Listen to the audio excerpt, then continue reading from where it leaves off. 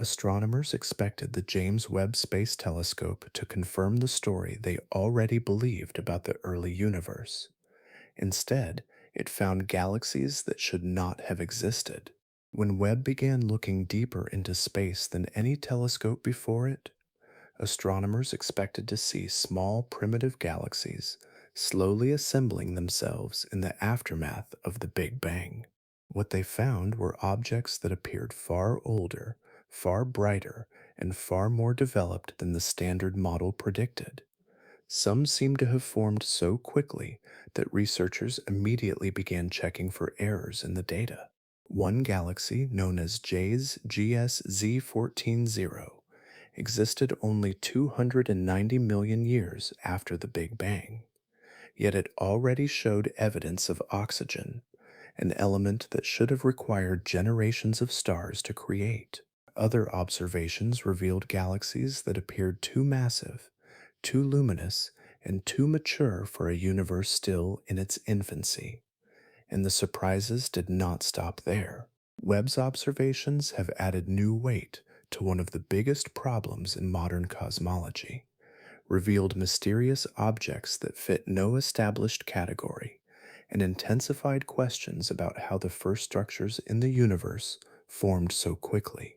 None of these discoveries prove our understanding of the universe is wrong, but together they suggest something important may be missing. If you're settling in for the night with this one, take a second to like the video. It's a small thing, but it helps more people find their way here. The story begins with the picture of the early universe scientists thought Webb would confirm. Before any anomaly could challenge the story, there had to be a story to challenge. For much of modern cosmology, that story fit together remarkably well. When astronomers looked outward across billions of light years and backward across billions of years, the universe seemed to follow a coherent script, one that connected the first moments of existence to the galaxies surrounding us today. At the center stood lambda cold dark matter, usually shortened to Lambda-CDM. The name sounds technical, yet its core idea is surprisingly simple. Lambda refers to a cosmological constant, a term representing the mysterious force driving cosmic expansion. Cold dark matter refers to invisible matter moving slowly enough for gravity to gather it into structures. Together, these ingredients formed the standard model of cosmology, the framework that successfully explained an enormous range of observations. Within that framework, the beginning was not imagined as an explosion bursting into empty space. Space itself expanded. Every region moved away from every other region as the universe grew larger, cooler, and less dense. About 13.8 billion years ago, the cosmos emerged in an extremely hot state. Then expansion began shaping everything that followed. Tiny irregularities appeared first. Quantum fluctuations, meaning microscopic variations in energy, were stretched across the young universe. Gravity amplified them over time. Dark matter collected into vast halos, invisible structures surrounding future galaxies. Ordinary gas drifted into those gravitational wells, cooled, condensed, and eventually ignited. The first stars were expected to appear roughly 200 million years after the Big Bang. These hypothetical pioneers are known as population 3 stars. They were thought to contain only hydrogen and helium, the simplest elements available at the time. Massive and short lived, they burned intensely before ending their lives in violent explosions. Those deaths forged heavier elements and scattered them into surrounding space. From there, growth was expected to proceed gradually. Small systems merged into larger ones. Larger systems merged again. Galaxies assembled piece by piece across hundreds of millions and then billions of years. The process resembled construction more than eruption. Evidence seemed to support that picture. In the early 2000s, the Hubble Space Telescope produced the famous Hubble Ultra Deep Field. an image revealing thousands of distant galaxies packed into a tiny patch of sky. Looking nearly 500 million years after the Big Bang, astronomers saw young galaxies that generally matched expectations. The framework appeared secure, yet there remained a missing chapter. The earliest era, the true cosmic dawn, still lay beyond Hubble's reach. That gap inspired the creation of the James Webb Space Telescope. Webb was designed to observe infrared light, wavelengths stretched by cosmic expansion, until they became invisible to previous observatories. With sensitivity roughly 100 times greater than Hubble in key infrared observations, it promised access to the universe's first few 100 million years. And before the data arrived, most researchers expected something modest. They anticipated faint proto-galaxies, small and primitive, the earliest sketches of structures that would someday become the grand galaxies filling the modern cosmos. On the 12th of July, 2022, a strange pattern began unfolding in computer screens scattered across universities, observatories, and research institutes around the world. The first deep field observations from the James Webb Space Telescope had just been released. Researchers opened the data expecting refinement, greater detail, sharper measurements. What many found instead was harder to place within the framework they had spent decades building. At first, the issue appeared as a handful of unusually distant candidates. Their light suggested astonishing ages. Distance in cosmology is often measured through redshift, a term describing how much light has been stretched as the universe expands. The farther a galaxy lies from us, the longer its light has traveled, and the more its wavelengths shift toward red. Higher redshift generally means we are looking deeper into the past. Several early candidates carried redshift values around 10, 12, and even 14. Those numbers translated into galaxies existing roughly 450 million, 370 million, and 290 million years after the Big Bang. That alone drew attention. According to prevailing expectations, such remote objects should have been faint, primitive, and only partially assembled. Yet the images suggested something else. Across private discussions and research channels, astronomers began comparing notes. Independent teams were noticing the same trend. Some objects appeared surprisingly bright, others seemed unexpectedly large. A few looked developed enough to belong to a much later era of cosmic history. Among those studying the results was astronomer Garth Illingworth, who remarked that several candidates appeared to have no business existing at such early epochs. The phrase captured a growing discomfort. The concern was not that the galaxies were distant, the concern was what they seemed to be. Mass became the next problem. When researchers estimated the number of stars contained within some candidates, the totals appeared remarkably high. A few seemed to possess stellar masses approaching those of the modern Milky Way. Building a galaxy of that scale is normally understood as a lengthy process involving countless generations of stars and repeated mergers across immense spans of time. Naturally, skepticism came first. Instrument calibration was examined. Data processing pipelines were scrutinized. Photometric contamination, meaning unwanted light affecting measurements, was considered. Astronomers searched for explanations rooted in observation rather than theory. Most preferred a technical error over a challenge to a model that had succeeded for decades. But the anomalies refused to disappear. As months passed, spectroscopic follow-up studies began arriving.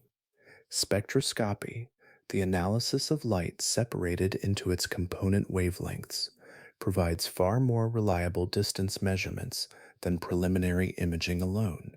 One by one, several of the controversial redshifts were confirmed. The implications settled in gradually. These galaxies were not artifacts, They were not mistakes created by software or instrumentation. Their light had genuinely begun its journey when the universe was less than 5% of its current age. And once that possibility entered the evidence, the conversation changed from whether the observations were real to what they meant. Some discoveries arrive as statistics, others arrive as a single name buried within a catalog.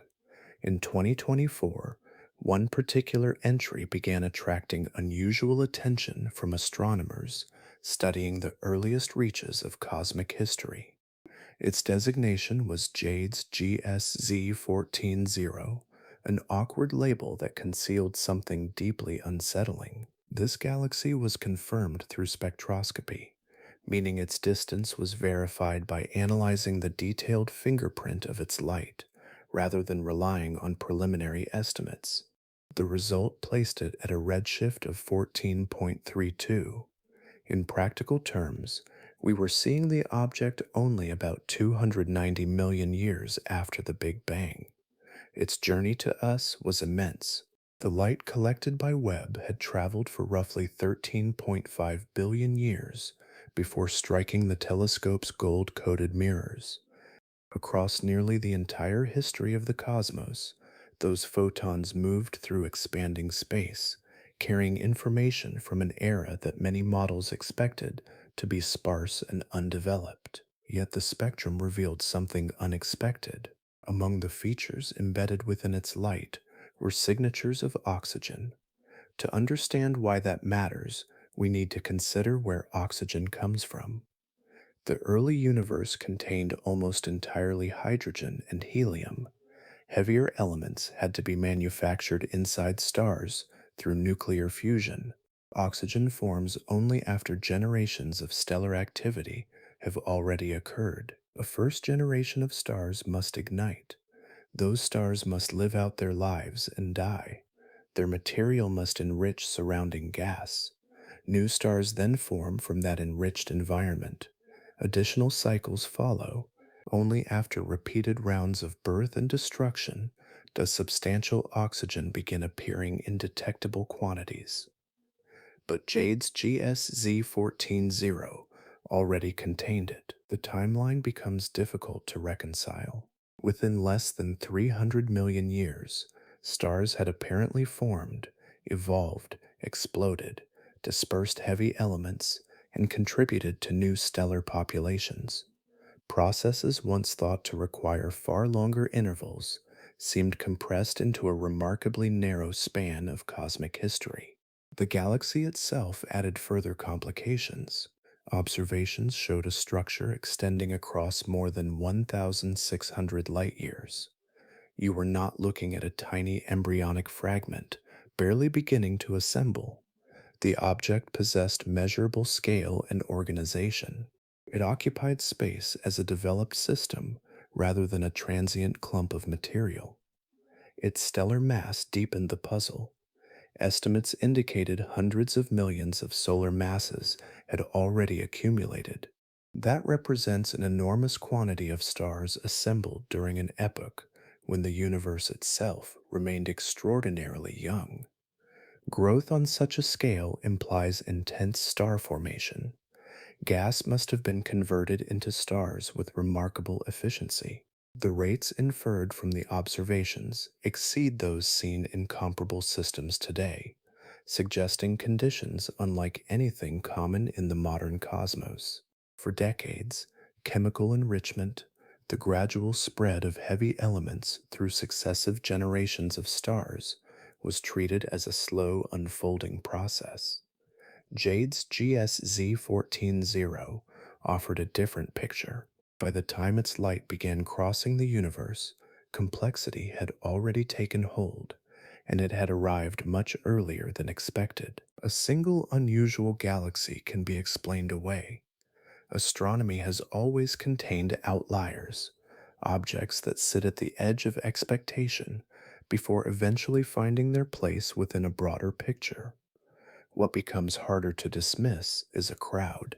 In 2025, researchers at the University of Missouri examined deep observations gathered by Webb's near infrared camera an instrument designed to detect extremely distant sources whose light has been stretched into infrared wavelengths. As they worked through the data, a pattern emerged. Then the pattern kept growing. The team identified roughly 300 galaxies whose brightness appeared incompatible with current cosmological predictions. These objects occupied epochs where the standard model expected far less developed systems, yet they were there in substantial numbers. Finding them required a method known as dropout analysis. The technique relies on the fact that distant galaxies absorb specific wavelengths of light. As cosmic expansion stretches that light, astronomers can identify where certain wavelengths disappear from view. Those missing wavelengths act like a fingerprint, allowing researchers to estimate distance and age. Using that approach, the survey repeatedly pointed toward the same conclusion. These galaxies appeared too bright. Each object represented a challenge on its own. Taken individually, their luminosities exceeded what lambda cold dark matter models generally predict for the amount of time available. Together, they formed a population large enough to demand closer attention. The scale of the discrepancy was striking. Some galaxies appeared 10 times brighter than simulations anticipated. Others approached 100 times the expected luminosity. Brightness in astronomy often reflects the presence of large numbers of stars, especially young, massive stars radiating enormous amounts of energy. To produce that much light so early, something in the formation process seemed unusually efficient. Several explanations were proposed.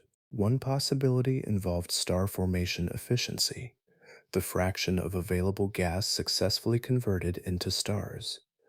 Perhaps early galaxies transformed gas into stars far more effectively than their modern counterparts. Another idea suggested that early cosmic environments contained less dust. Dust absorbs and scatters light, making galaxies appear dimmer. With less dust present, distant systems could seem brighter than expected. Researchers also revisited the initial mass function.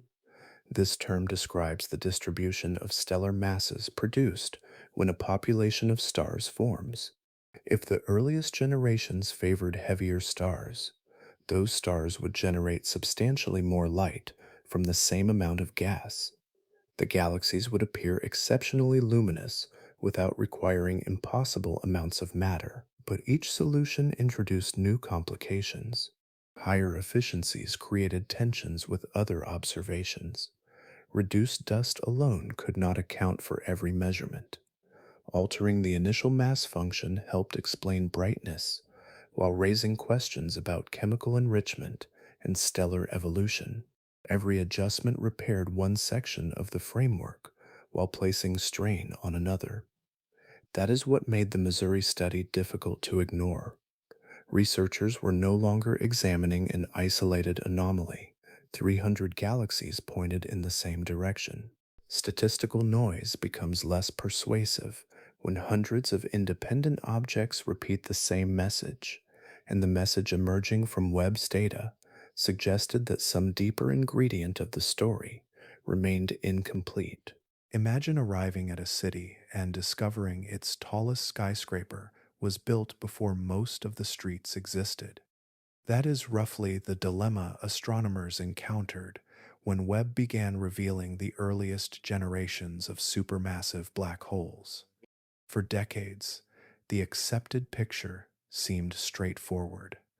Massive stars ended their lives in gravitational collapse, leaving behind stellar mass black holes. These objects then grew gradually by accretion, the process of pulling in surrounding gas and dust, and through mergers with other black holes. Given enough time, millions or billions of years, some would eventually become supermassive black holes occupying the centers of galaxies. The timeline appeared reasonable. A black hole weighing billions of times more than our sun should require immense periods of growth. Matter does not fall inward without limits. Radiation generated by infalling material pushes outward, creating a natural restriction known as the Eddington limit. This is the theoretical maximum rate at which a black hole can steadily consume matter without disrupting its own fuel supply. Within that framework, the largest black holes were expected to be late arrivals. Webb began suggesting otherwise. Among its observations were supermassive black holes already present within the universe's first few 100 million years. Some possessed masses measured in hundreds of millions or even billions of solar masses.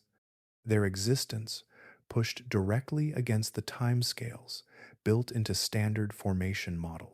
One striking example emerged from an object designated Canucks LRD Z 8.6. Observations confirmed an actively growing supermassive black hole when the universe was only about 570 million years old. By cosmic standards, this was astonishingly early. The challenge was not merely finding a black hole. The challenge was explaining how it became so large so quickly. Astronomers ran the calculations repeatedly. Suppose a small seed black hole formed soon after the first stars. Suppose it accreted matter continuously at the Eddington limit without interruption. Even under those generous assumptions, reaching the observed masses within the available time remained extraordinarily difficult. Something seemed missing. One possibility suggests the original seeds were already enormous. These hypothetical objects are known as primordial black holes, meaning black holes formed directly from density fluctuations in the early universe rather than from dying stars. Starting larger would shorten the required growth period considerably. Another possibility is that accretion exceeded theoretical limits. If black holes could consume matter faster than current models allow, rapid growth might become achievable. Researchers continue investigating both ideas, along with combinations of the two. But Webb introduced an even deeper complication. Traditional models describe galaxies forming first, creating environments where central black holes gradually develop and expand. Several early observations hint at a reversed sequence. In some systems, the black hole appears surprisingly mature, while its host galaxy remains comparatively underdeveloped. That inversion changes the story dramatically. Instead of galaxies nurturing black holes may have helped shape the galaxies around them. If that relationship proves common in the early universe, then much of what we thought we understood about the shared evolution of galaxies and black holes will require substantial revision. Sometimes a discovery enters astronomy without announcing what it is. It appears first as a recurring shape, a color, or a pattern that refuses to fit existing categories. That was the situation facing researchers as they sifted through Webb's earliest survey fields in late 2022. Amid the expected galaxies and familiar structures, tiny crimson points kept appearing. They looked almost deceptively simple, small, compact, deep red. Across Webb's images, these objects appeared as isolated dots rather than extended systems. Researchers eventually gave them a straightforward nickname, little red dots. The name stuck. As additional observations accumulated, astronomers realized they were not dealing with a handful of curiosities. Hundreds were cataloged across different survey programs. Their abundance became part of the mystery. Existing models offered no clear prediction for a population of objects with these particular characteristics appearing in such large numbers. Classification efforts began immediately. The first possibility was that they were ordinary galaxies. That explanation quickly encountered difficulties. Most galaxies observed at comparable distances appeared larger and more extended. Little red dots were unusually compact. Their dimensions suggested something denser and more concentrated. Perhaps they were star forming regions. That possibility struggled as well. Their colors were too extreme. Their luminosities often exceeded expectations for conventional stellar nurseries. Researchers then explored whether they might be active galactic nuclei, galaxies powered by rapidly feeding central black holes. Yet those models generated their own problems. Nothing fit comfortably. As spectroscopic measurements improved, another pattern emerged. Most little red dots occupied a surprisingly narrow chapter of cosmic history. They appeared predominantly between roughly 600 million and 1.5 billion years after the Big Bang. Outside that interval, their numbers declined dramatically. Then they seemed to disappear. This absence created a new question. If these objects represented a normal stage of galaxy evolution, why were they largely confined to a specific era? Their distribution suggested a temporary phenomenon, something characteristic of the young universe that later faded away. Two broad explanations gradually came to dominate discussions. One proposal argued that little red dots consisted primarily of stars and dust packed into extremely compact systems. In some respects, they resembled unusually dense versions of dusty starburst galaxies, objects undergoing intense episodes of star formation. The alternative interpretation focused on active galactic nuclei, regions where central black holes consume surrounding matter and release enormous amounts of energy. Both approaches captured pieces of the evidence. Neither explained everything.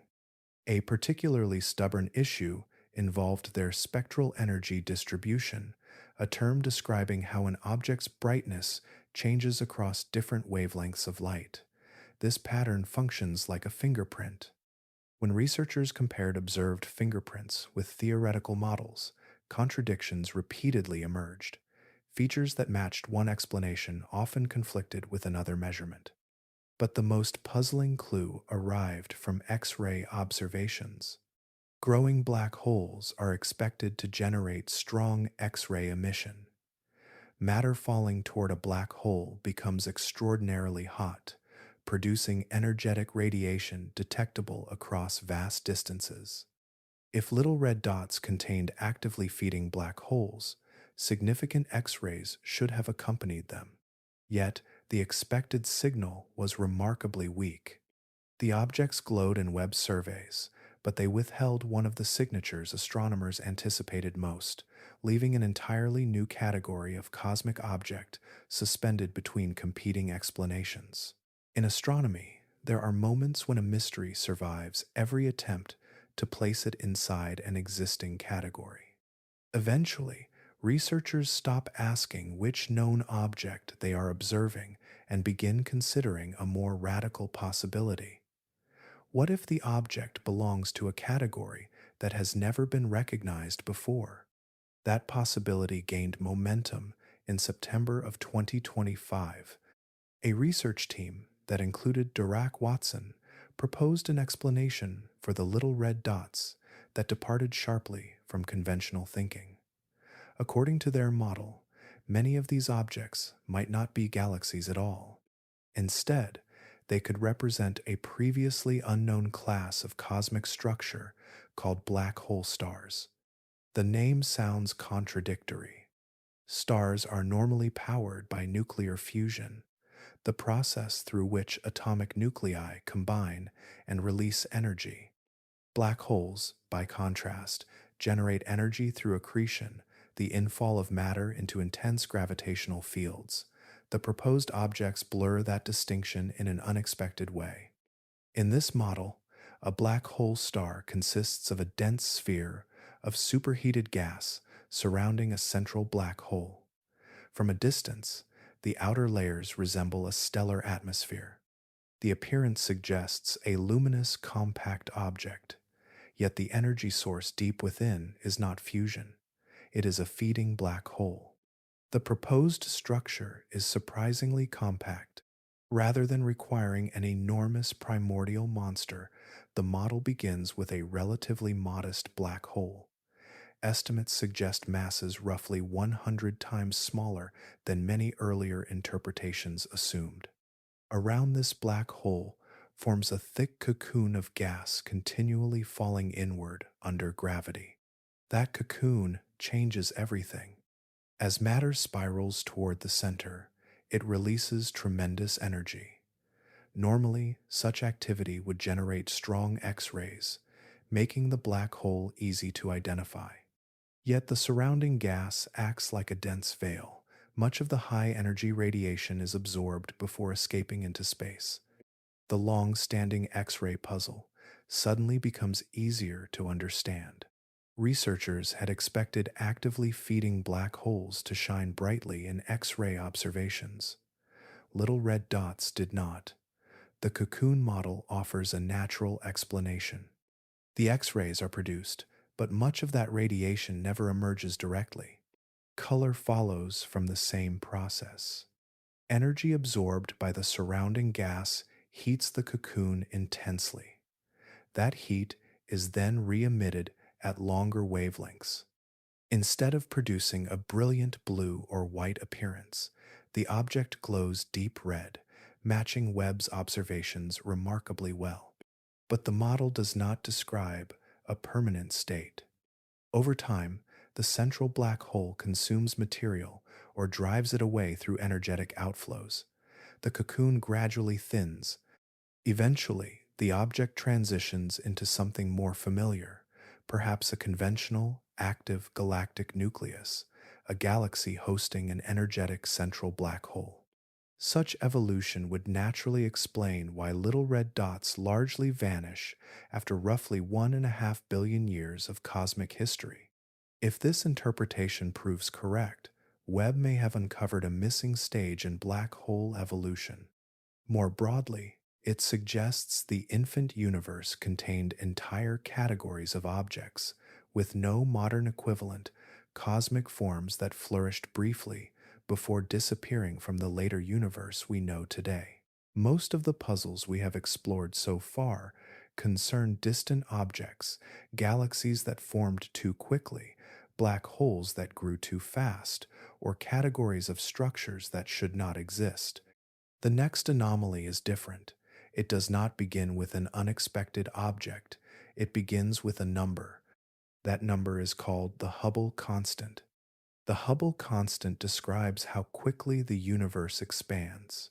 More specifically, it measures how much faster galaxies move away from us as distance increases. Cosmologists usually express it in kilometers per second, per megaparsec. A megaparsec is a cosmic distance unit equal to roughly 3.26 million light-years. For decades, researchers have used two independent approaches to determine this value. One method starts near the beginning of cosmic history. It relies on the cosmic microwave background, the ancient afterglow left behind when the early universe cooled enough for light to travel freely through space. By studying subtle patterns within that radiation, scientists can calculate what the expansion rate should be today if the standard cosmological model is correct. The second method works much closer to home. Astronomers measure distances to nearby galaxies using standard candles, objects whose true brightness is known. Among the most important are Cepheid variable stars, stars that brighten and dim at predictable rates, and Type 1a supernovae, stellar explosions with remarkably consistent luminosities. These objects allow researchers to build a cosmic distance ladder stretching across the observable universe. For many years, both techniques improved steadily. Precision increased, instruments became more capable, statistical uncertainties shrank. Yet something unexpected happened. The answers refused to converge. Measurements based on the early universe consistently produced values around 67 kilometers per second per megaparsec. Local measurements repeatedly produced values closer to 73. The difference appears modest at first glance. It is anything but modest. An offset of roughly 8 to 9% means the universe seems to expand faster when measured directly than when calculated from its earliest observable conditions. Two methods, both trusted, point toward two incompatible realities. Naturally, astronomers searched for errors. Calibration problems were investigated. Instrument limitations were scrutinized. Data processing methods were checked repeatedly. Many researchers assumed the discrepancy would eventually disappear as measurements improved, but the tension remained. Then came an important test in early 2024. Webb and the Hubble Space Telescope worked together on a study designed specifically to examine whether inaccuracies in Cepheid measurements were responsible for the disagreement. Webb's infrared vision provided sharper observations and reduced sources of uncertainty that had concerned researchers for years. The result carried unusual weight. The Cepheid measurements held up. Webb confirmed the accuracy of the distance ladder rather than undermining it. The discrepancy survived the test. That shifted the discussion substantially. The Hubble tension could no longer be dismissed as a simple measurement artifact. The two values remained stubbornly separated. When the universe is examined through its earliest light, one expansion rate emerges. When we measure the nearby cosmos directly, a different rate appears. Both results are supported by evidence, and together they suggest that some piece of the underlying model remains incomplete. Suppose two perfectly functioning clocks disagree about the time. You could blame one clock. You could search for a mechanical flaw. But if every inspection confirms that both are operating correctly, attention shifts toward a deeper possibility. Perhaps the assumption connecting them was incomplete from the beginning. That is where the Hubble tension becomes far more than a disagreement between measurements. If the expansion rate inferred from the early universe truly differs from the expansion rate observed today, then the cosmos has evolved in a way that lambda, cold dark matter, does not fully capture. The model may still describe much of reality with remarkable success, but some ingredient appears to be missing from the recipe. One candidate involves dark energy. Dark energy is the name given to the phenomenon driving accelerated cosmic expansion. In the standard picture, it behaves as a cosmological constant, meaning its influence remains unchanged through time. But what if that assumption is wrong? If dark energy gradually strengthens as the universe ages, then calculations based on earlier conditions could produce values different from those measured in the present era. A second possibility reaches much further into the past. Some researchers have proposed an episode called early dark energy. In this scenario, an additional form of energy briefly influenced expansion during the universe's first few 100,000 years. The effect would have faded long ago, leaving behind only subtle fingerprints in the cosmic microwave background. Those fingerprints could alter the expansion rate inferred from ancient observations, while leaving modern measurements largely untouched. Other ideas move beyond established cosmology altogether. Additional particle species have been proposed. Modified versions of general relativity have been explored. Some theories introduce previously unknown interactions, operating under conditions unlike those found in today's universe. Each proposal attempts to bridge the gap between the competing values without disrupting the many successful predictions already produced by modern cosmology. The stakes are enormous. The Hubble constant is not merely another entry in a table of measurements. It influences our estimate of the universe's age. It affects calculations of the observable universe's size. It shapes predictions concerning the long-term evolution of cosmic structure. A change in this number echoes through nearly every branch of cosmology, Consider what follows if the tension ultimately requires new physics. Estimates of dark matter density may need revision. Assumptions about dark energy behavior could change. Timelines describing when galaxies assembled and when structures emerged might require adjustment. Even calculations that currently appear settled would need re examination. That is why many cosmologists view this issue with unusual seriousness. Among them is Nobel Prize winner Adam Rice, one of the researchers associated with the discovery of cosmic acceleration. He has repeatedly described the Hubble tension as the most important unsolved problem in cosmology. What makes the situation especially compelling is that improved observations have not eased the discrepancy. As Webb refines distance measurements and strengthens the cosmic distance ladder, uncertainty continues to shrink. Yet the separation between the competing values remains, the gap persists, and with each refinement it becomes harder to treat as coincidence. Long before there were galaxies, stars, planets, or black holes, the universe left behind a record of its condition.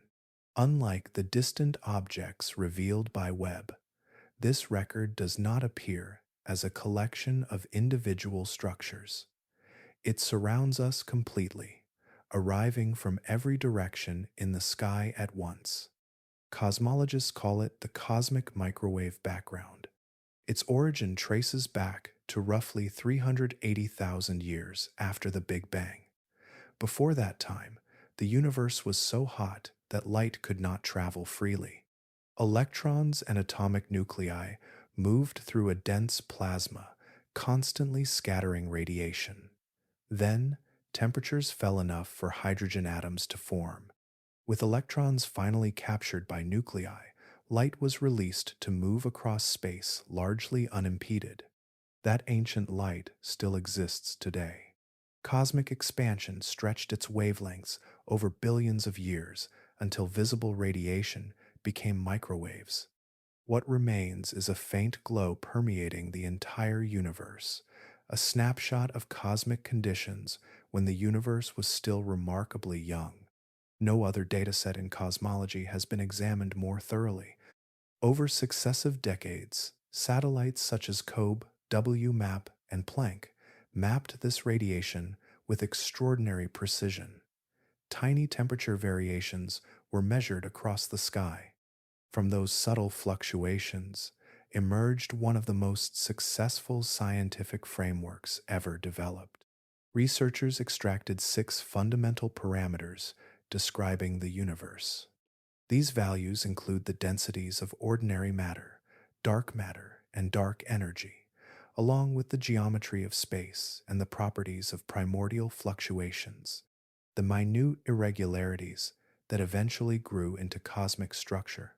The remarkable part came afterward. Using only those parameters, cosmologists simulated billions of years of evolution. The results matched observations with striking accuracy. Galaxy clusters appeared where expected. Vast cosmic voids emerged naturally. Large-scale structure across enormous distances aligned closely with reality. For many years, this success strengthened confidence in lambda cold dark matter. But Webb introduced an uncomfortable complication. When the 6 parameters are used to predict conditions at redshifts between roughly 10 and 14, the expectation is clear. The universe should contain small, faint, primitive systems still in the earliest stages of assembly. Chemical complexity should be limited. Massive structures should remain rare.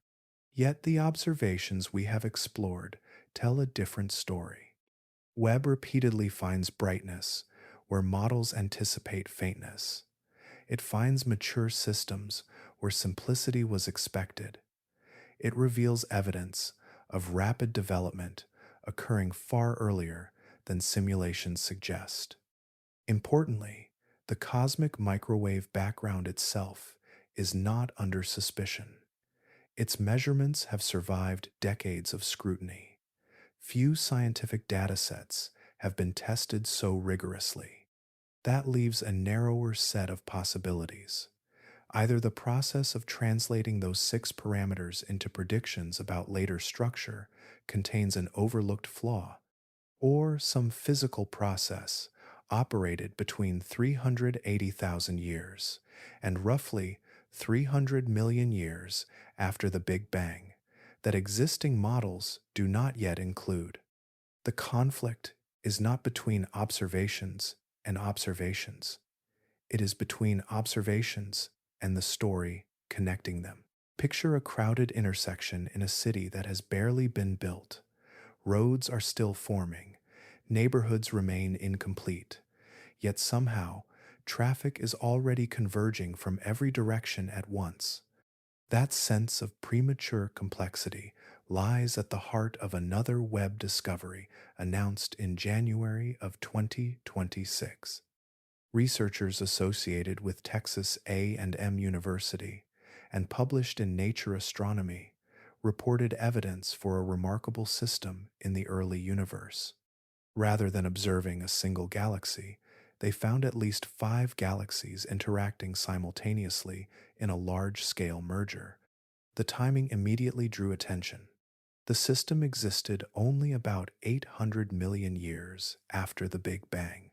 According to standard expectations, mergers of this complexity should have become common much later, roughly 1.5 to 2 billion years into cosmic history.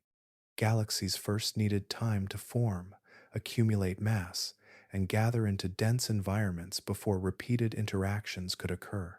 Yet, here the process was already underway. The structure became known informally as Webb's quintet and was observed at a redshift of 6.71. Instead of isolated systems growing independently, astronomers saw multiple galaxies influencing one another across a shared region of space. The implications extended beyond gravitational dynamics. Spectroscopic observations revealed evidence that oxygen and other heavy elements were spreading beyond the galaxies themselves. Material enriched by stellar processes was already entering the surrounding intergalactic medium, the vast regions of space between galaxies. That detail carried unusual significance. For many years, widespread chemical enrichment of intergalactic space was considered a comparatively late development.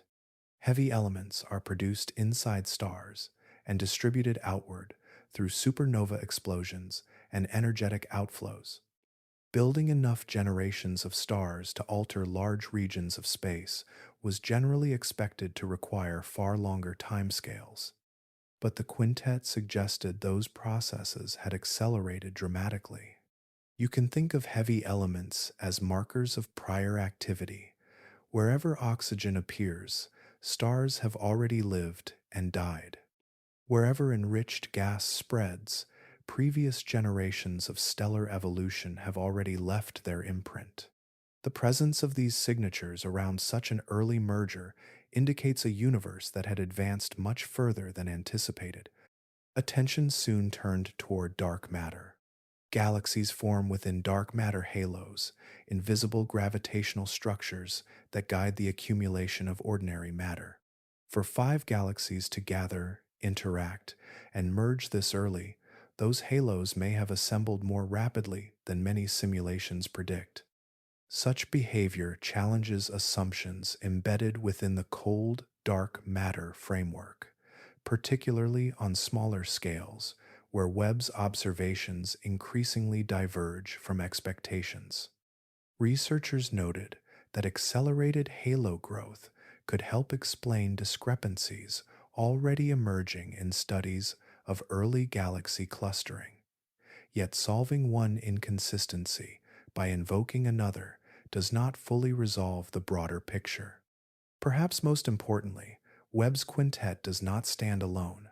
Additional early merger candidates continue appearing in survey data.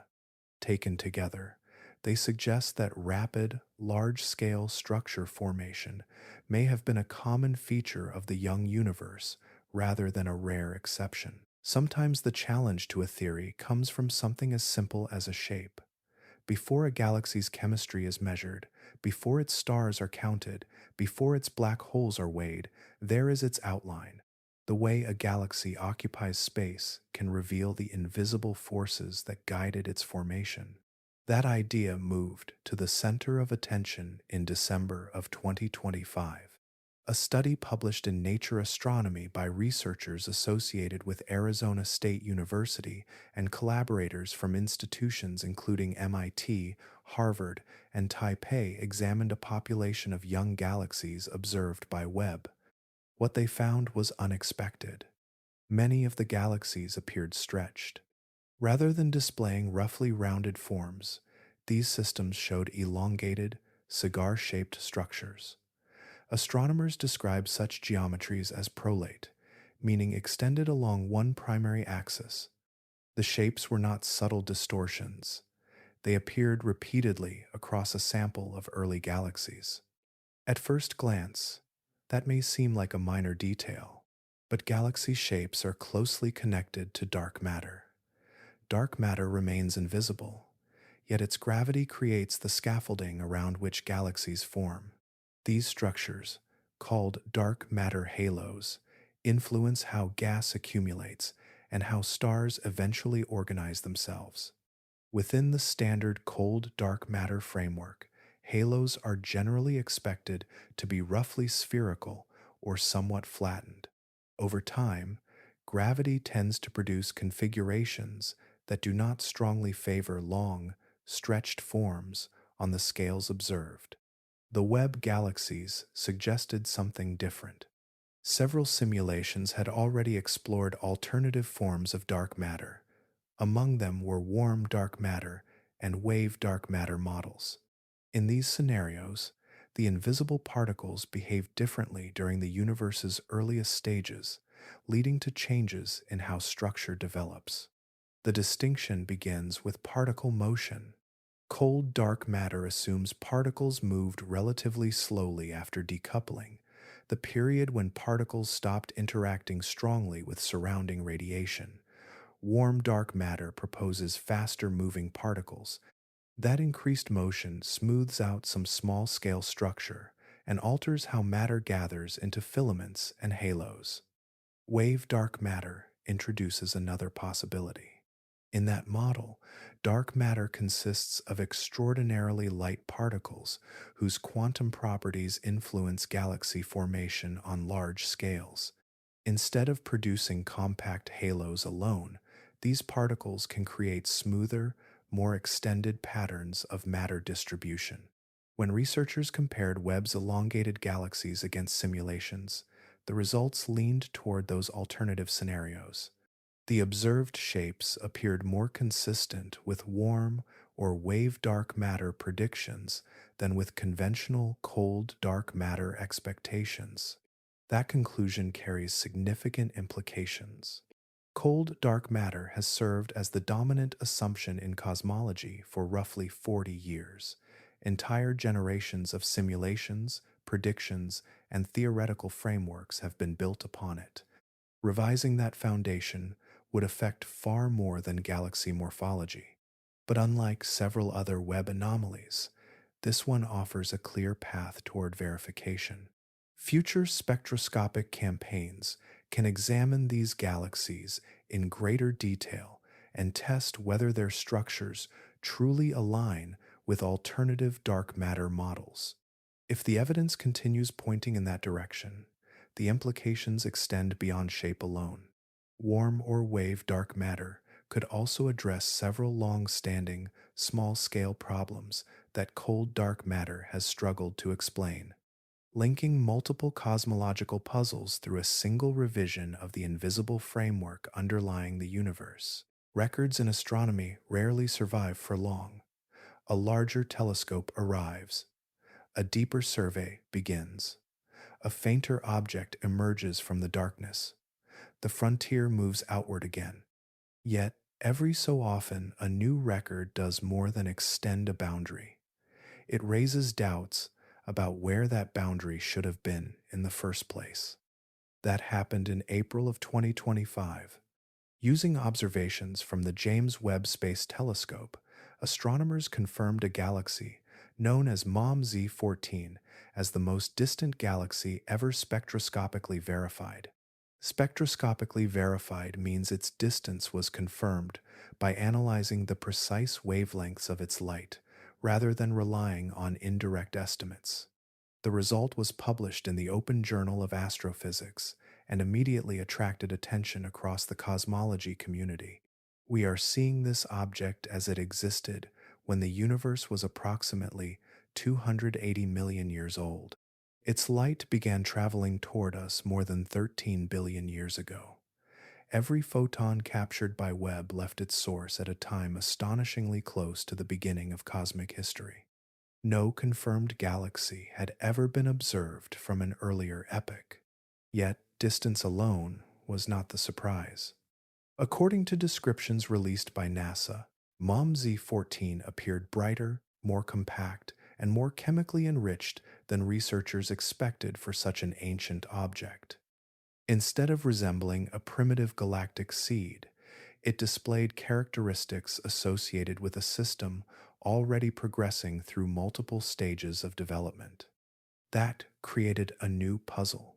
Physical size and luminosity usually maintain a certain balance. Small galaxies can be bright. Large galaxies can be bright. But MOM-Z14 compressed extraordinary brightness into an extraordinarily compact region. The implied rate of star formation per unit volume has no obvious counterpart in the modern universe. Everything seemed accelerated. Stars appeared to be forming at exceptional rates. Energy output was unusually intense. The system looked less like a rough first draft and more like an object already deep into its own history. Chemical evidence pushed the challenge even further. Processed elements were detected within the galaxy. These elements can only exist after earlier generations of stars have lived and died, enriching their surroundings with heavier material. Similar concerns had already emerged elsewhere, but MOM-Z14 moved the timeline even closer to the Big Bang itself. The chronology became increasingly difficult to compress. Co-author Peter Van Dokkum remarked that even optimistic expectations guiding Webb's mission had not anticipated breaking the distance record in this manner. The discovery exceeded projections rather than merely fulfilling them. What makes MOM-Z14 especially significant is its place within a broader pattern. Over just 3 years of operation, Webb repeatedly surpassed its own distance records. Each new record holder arrived from an earlier epoch. Each one seemed unexpectedly mature. Each one added weight to questions already accumulating across multiple areas of cosmology. For astronomers, the most intriguing possibility is not that MOM-Z14 represents an endpoint. Instead, it suggests we may not have reached the true beginning of galaxy formation at all. The data continue to hint that even earlier structures could still be waiting, hidden among the faintest signals Webb has yet to fully examine. Imagine trying to fill a reservoir while most of the water escapes through cracks in the walls. No matter how quickly you pour, losses limit how much can accumulate. For decades, cosmologists believed early galaxies faced a similar constraint. Vast clouds of gas were available, but only a fraction should have survived long enough to become stars. That expectation sits at the center of another Webb puzzle. Astronomers describe the process using a term called star formation efficiency. The phrase simply refers to the fraction of available gas that a galaxy successfully converts into stars. It is one of the most important quantities in models of galaxy evolution because it determines how rapidly a system can grow and how bright it can become. Under standard assumptions, efficiency remains relatively modest. Most cosmological simulations place the value somewhere around 10 to 20%. The remaining gas does not stay put. Young massive stars release intense radiation. Stellar winds push material outward. Supernova explosions inject enormous amounts of energy into surrounding regions. Together, these effects are known as stellar feedback. Feedback acts like a brake. As new stars form, they begin disrupting the very clouds that created them. Gas is heated, scattered, and expelled before it can collapse further. The process becomes self regulating, preventing galaxies from converting all their material into stars at once. That framework worked reasonably well for decades. But Webb's observations introduced a complication. Many early galaxies appear far brighter than expected. To produce that much light so quickly, some analyses suggest star formation efficiencies approaching 50%, and in certain cases, perhaps even nearing 100%. Those numbers are extraordinary. They imply that galaxies in the early universe converted gas into stars with astonishing effectiveness, leaving little material unused. Such behavior pushes against the limits imposed by standard feedback physics. Researchers have proposed several explanations. One possibility is that early gas clouds differed fundamentally from their modern counterparts. Conditions shortly after the Big Bang may have produced denser environments held together by stronger gravitational binding. If the clouds were more compact and resistant to disruption, stellar feedback might have struggled to halt collapse as effectively as it does today. Another idea focuses on the types of stars being formed. Astronomers use the term initial mass function to describe the distribution of stellar masses produced during a star-forming event. In simple terms, it tells us how many small stars form compared with large ones. If the early universe favored unusually massive stars, a scenario known as a top-heavy initial mass function, galaxies would appear brighter without requiring impossibly large numbers of stars. But that explanation introduces difficulties of its own. Massive stars live short lives and explode frequently. A top-heavy population would produce higher supernova rates and accelerate chemical enrichment. Those consequences must match the elemental abundances Webb observes, and current evidence remains inconclusive. What makes this issue especially important is its scale. The efficiency problem does not belong to a single object or a handful of unusual systems. Similar patterns appear throughout Webb's catalog of early galaxies. When the same discrepancy emerges repeatedly across independent observations, it becomes harder to attribute to chance. Increasingly, it resembles evidence that star formation itself may have operated under different physical rules during the universe's earliest chapters. Among the many surprises emerging from Webb's observations, some appear crimson and obscured, wrapped in layers of mystery. Others announce themselves in the opposite way.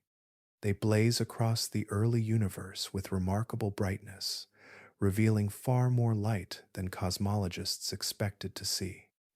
Researchers have given these objects an unforgettable nickname: blue monsters. Unlike the little red dots, blue monsters are not defined by concealment. They are distinguished by intense ultraviolet luminosity. Ultraviolet light is produced most efficiently by young, massive stars, the hottest stellar populations in existence. When astronomers encounter a galaxy glowing strongly in ultraviolet wavelengths, they are effectively witnessing vigorous star formation in progress. That is exactly what Webb found. These galaxies shine with a blue hue because their light is dominated by newly formed stars. Such stars burn hot, live briefly, and release extraordinary amounts of energy. Their presence indicates stellar production occurring at rates that once seemed implausible for such an early era. But brightness alone is not the problem. The difficulty emerges when astronomers consider dust. every generation of stars contributes material to its surroundings. Over time, stellar winds and explosions create microscopic grains that accumulate throughout galaxies. This cosmic dust absorbs and scatters light, especially ultraviolet radiation. The process should be unavoidable. A galaxy producing enough stars to become extraordinarily luminous should also be producing enough dust to hide much of that luminosity. According to conventional expectations, the brightest star forming systems ought to become increasingly obscured as they evolve. Yet the blue monsters remain strikingly visible. Their ultraviolet light escapes with surprising efficiency. The expected blanket of dust either has not formed in sufficient quantities or is behaving differently than current models predict. Once again, observations and expectations diverge. The puzzle deepened in January of 2026. A study examining early cosmic populations found that blue monsters, little red dots, and unusually massive black holes all appear within the same relatively narrow interval of cosmic history. Rather than existing as unrelated curiosities, they seem concentrated within the same formative epoch. That coincidence may not be accidental. One proposed interpretation suggests that blue monsters and little red dots represent different stages of a common process. In this picture, blue monsters are exposed regions where intense star formation remains visible, while little red dots occupy more heavily shrouded environments nearby, hidden within dense cocoons of gas and dust. Both could emerge from the same underlying conditions while presenting dramatically different appearances. Numbers add another layer to the challenge. The population density of blue monsters exceeds theoretical expectations. Simply put, there are more of them than lambda cold dark matter predicts. This compounds concerns already raised by earlier surveys that identified hundreds of unexpectedly bright galaxies throughout the young universe. Viewed together, the pattern becomes difficult to ignore. Blue monsters highlight extreme star formation. Little red dots point toward unusual black hole growth. Massive black holes appear alongside both populations. The emerging picture suggests an early universe where stars and black holes were developing simultaneously, rapidly, and through mechanisms that seem to have no direct counterpart in the modern cosmos we observe around us today. There was a time when the universe contained light, but could not fully share it. Stars had not yet transformed the cosmic landscape, and vast regions of space remained filled with neutral hydrogen, a form of hydrogen whose electrons were still bound to their atoms. This material acted like a fog, spread across the young cosmos, absorbing energetic radiation and limiting how far light could travel. Astronomers call the next great transition the epoch of reionization. Reionization occurred when the first generations of stars and galaxies produced enough energetic radiation to strip electrons from neutral hydrogen atoms. As this process spread, the fog gradually dissolved. Space became increasingly transparent, allowing light to move freely across enormous distances. For many years, cosmologists believed they understood the timeline reasonably well. Models suggested that reionization unfolded gradually and reached completion somewhere between roughly 500 million and 1 billion years after the Big Bang. The sequence fit comfortably within broader theories describing how the first luminous structures emerged. Then Webb added a complication. Observations revealed unexpectedly bright hydrogen emission from a galaxy existing earlier than many models anticipated. Hydrogen emission occurs when energized hydrogen atoms release light at specific wavelengths. Detecting such signals implied that ionizing radiation radiation energetic enough to remove electrons from atoms was already carving pathways through the surrounding hydrogen fog. The timing was difficult to ignore. According to a joint European Space Agency and Webb announcement released during 2025, researchers were confronted with a straightforward question. How was so much light escaping from regions that should still have been heavily obscured by neutral hydrogen? That question reaches beyond a single observation. The reionization timeline serves as a chronological anchor for early universe physics. It helps determine when stars formed, when galaxies became influential, and how rapidly structure evolved.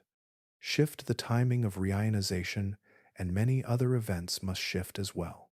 At first glance, some of Webb's earlier discoveries seem to offer an answer. If young galaxies were brighter than expected and converted gas into stars more efficiently, they would naturally produce greater numbers of ionizing photons. More energetic radiation would escape into surrounding space. Reionization could begin sooner and progress more rapidly. But a complication emerges immediately. That explanation depends upon the existence of the very galaxies that cosmologists are already struggling to explain. Their luminosities remain anomalous. Their growth rates remain unusually high. Their abundance exceeds expectations. Using them to explain early reionization risks, turning one unresolved puzzle into the foundation for solving another. The logic becomes circular. Earlier reionization can be explained by unexpectedly bright galaxies. Yet, those galaxies are themselves among Webb's most persistent anomalies. The proposed solution, therefore, inherits the uncertainty of the phenomenon it seeks to explain. What makes this important is that reionization was once considered one of the more settled chapters of cosmic history. Webb has transformed it into another area requiring reconsideration.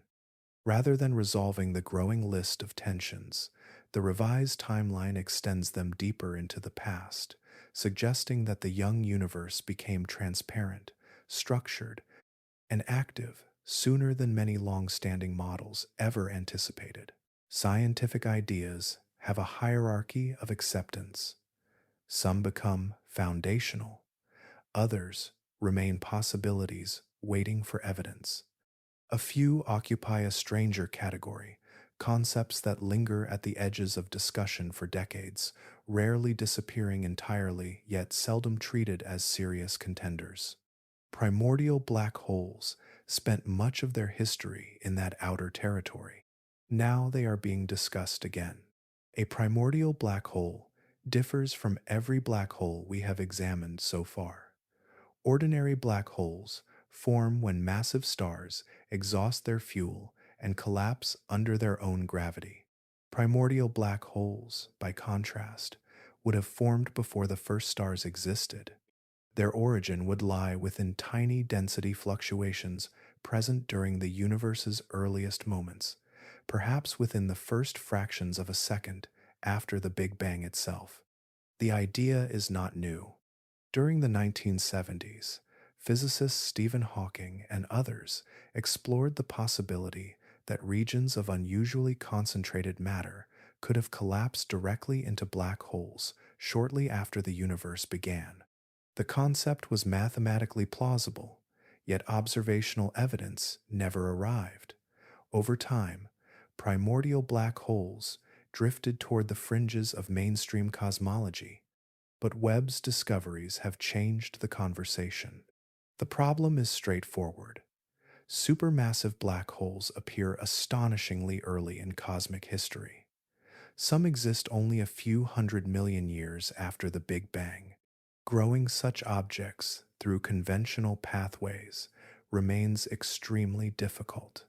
The available time simply seems insufficient. Primordial black holes offer an elegant shortcut.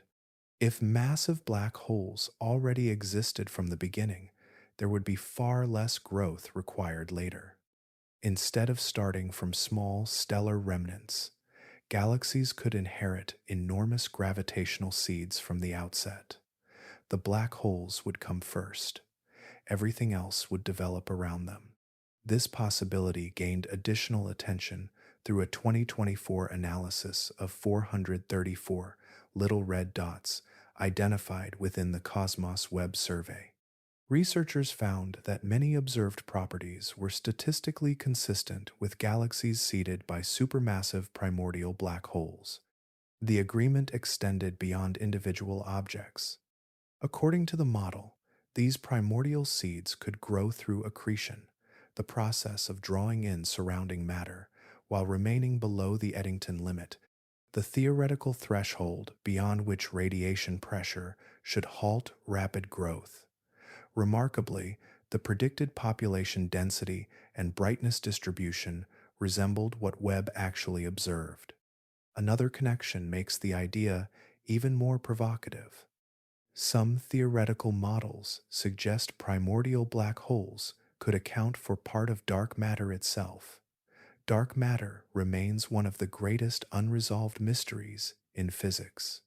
If a fraction of it consists of ancient black holes rather than undiscovered particles, two long-standing problems might share a common solution. There is a reason cosmologists remained cautious for so long. Primordial black holes generally require highly specific conditions in the infant universe. Standard inflationary models, which describe rapid expansion shortly after the Big Bang, do not naturally favor such conditions. Creating enough primordial black holes often demands additional assumptions. Yet Webb keeps reviving the discussion. Primordial black holes remain unproven, yet very few ideas can simultaneously address early supermassive black holes, little red dots, and several other emerging anomalies. In a universe increasingly resistant to familiar explanations, even long-neglected possibilities are receiving a second look. Dark matter entered cosmology through gravity long before anyone gave it a name. Astronomers watched galaxies rotate too quickly, galaxy clusters hold together too strongly, and light bend around invisible mass. Something unseen appeared to be shaping the universe on enormous scales. Today, dark matter is estimated to account for roughly 27% of the universe's total energy content. We cannot see it directly. It emits no light. It absorbs none. Its presence emerges only through its gravitational influence on everything around it. For more than 4 decades, the leading explanation has been cold dark matter. The word cold refers to particle motion. These particles would have moved relatively slowly in the early universe, allowing matter to gather efficiently into dense clumps. From those clumps emerged the cosmic web, vast filaments connecting galaxy clusters across billions of light years.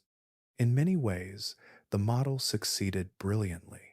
Large-scale surveys revealed patterns remarkably consistent with cold dark matter simulations. The arrangement of clusters, filaments, and immense cosmic voids matched expectations with impressive accuracy. For years, this success made cold dark matter one of the strongest pillars supporting modern cosmology. Yet difficulties persisted. The most famous is the missing satellites problem. Simulations predict that large galaxies should be surrounded by far more small satellite galaxies than astronomers actually observe. The discrepancy never completely overturned the model, but it remained an uncomfortable detail. Now Webb is adding pressure from entirely new directions. We have already encountered elongated young galaxies whose shapes appear more compatible with alternative forms of dark matter. We have seen merger rates suggesting dark matter halos assembled unusually quickly. A dark matter halo is the invisible gravitational structure surrounding a galaxy. We have also followed evidence that galaxy clustering at high redshift, meaning great distance and early cosmic time, diverges from standard predictions. Each anomaly points toward the same question. What if dark matter behaves differently than we assumed? One increasingly discussed possibility is wave dark matter, sometimes called fuzzy dark matter. In this scenario, dark matter consists of extraordinarily light particles. Their wavelengths become so large that quantum effects influence entire galaxies. A wavelength describes the physical extent of a wave. At galactic scales, those waves generate a form of quantum pressure that smooths small structures before they can fully develop. The implications are significant. Wave dark matter naturally reduces the number of small satellite galaxies. It also produces elongated structures that resemble some of Webb's observations. A single framework could potentially address multiple tensions simultaneously. But another complication remains.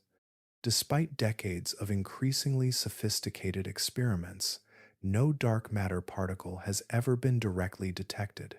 Facilities such as the Large Underground Xenon Experiment and Panda X have systematically eliminated many of the most promising candidates. The search continues. Webb cannot detect dark matter itself. Its mirrors are observing something subtler. Through galaxy shapes, clustering patterns, and assembly histories, the telescope is revealing the behavior of whatever invisible substance guides cosmic structure. As more observations arrive, the trial is becoming less about whether dark matter exists and more about whether our description of it has been incomplete all along. For most of its history, cosmology has advanced by replacing successful models with better ones. Each generation inherited a framework that seemed complete, then discovered observations that revealed its limits. Seen from that perspective, lambda cold dark matter occupies a familiar place. It is not a law written into nature. It is a model, assembled from evidence and refined to match what telescopes and satellites observed through the late 20th century and early 21st century. Its achievements are substantial. Using only 6 adjustable parameters, the model reproduces an astonishing range of phenomena. These parameters are measured values inserted into the framework rather than quantities derived from deeper principles. Even so, they successfully describe the cosmic microwave background, patterns of galaxy clustering, baryon acoustic oscillations, which are frozen sound waves from the early universe, weak gravitational lensing, where gravity bends light across vast distances, and the brightness of distant supernovae used to measure cosmic expansion. For roughly 25 years, the framework appeared remarkably resilient. New observations arrived, predictions held, confidence grew, but every model has boundaries. The earliest chapters of cosmic history remained largely inaccessible when lambda cold dark matter was developed. Astronomers could infer conditions during those epochs, yet direct observations were scarce. Webb changed that situation fundamentally. For the first time, we gained the ability to examine the universe during its first few 100 million years with enough sensitivity to test assumptions rather than merely extrapolate them. The results have been difficult to ignore. We have encountered galaxies assembling extraordinary masses with unexpected speed. We have followed supermassive black holes appearing far earlier than anticipated. We have seen evidence suggesting reionization began differently than predicted. We have examined merger systems arriving ahead of schedule, elongated galaxy structures that challenge standard dark matter expectations, and an expansion puzzle that refuses to disappear despite increasingly precise measurements. Any one anomaly might eventually find a conventional explanation. Science expects outliers, but accumulation changes the conversation. When multiple independent observations begin pointing toward tension in the same framework, researchers start asking broader questions. Some investigate modified gravity, a family of theories that alters how gravity behaves across cosmic distances. Others explore evolving dark energy, where the force driving expansion changes with time rather than remaining constant. Warm dark matter and fuzzy dark matter models continue gaining attention. Additional proposals introduce new particle species or interactions beyond current physics. Another layer of uncertainty sits even deeper. Inflation, the proposed burst of exponential expansion during the universe's earliest fractions of a second, remains unconfirmed despite its success in explaining several observations. Numerous versions exist. If future evidence requires revising inflation itself, the implications would extend far beyond galaxy formation and dark matter. Yet, the scientific community has not declared a crisis. That distinction matters. As of the years 2025 and 2026, the prevailing view remains cautious. Lambda cold dark matter still explains more observations than any competing framework. But an increasing number of cosmologists acknowledge that completeness and correctness are different standards. Webb has not overturned the model. What it has done, with growing consistency, is illuminate the places where the model appears least comfortable, revealing gaps that once remained hidden beyond the reach of observation. Long before Webb revealed impossible galaxies and puzzling black holes, another story had to unfold first. Every discovery depended on a simple fact that shapes all astronomy. Whenever you look into space, you are also looking backward through time. Light does not travel instantly.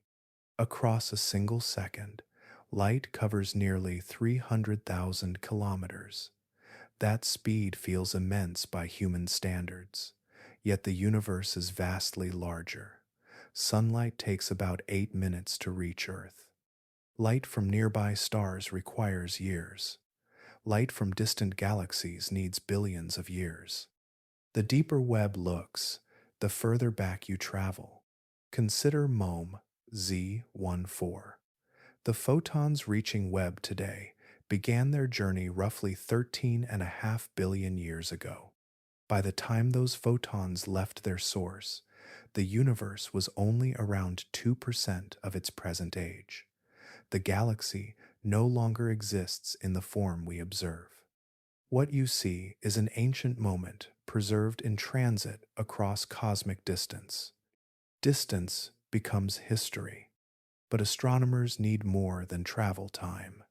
They need a way to measure exactly how far into the past they are seeing.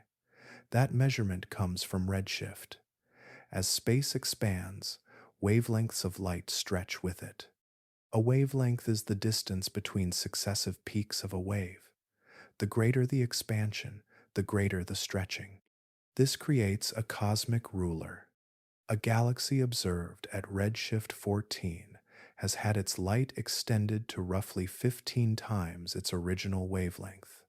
Radiation that began as energetic ultraviolet starlight arrives transformed into infrared light after billions of years, crossing an expanding universe. That transformation defines Webb's purpose.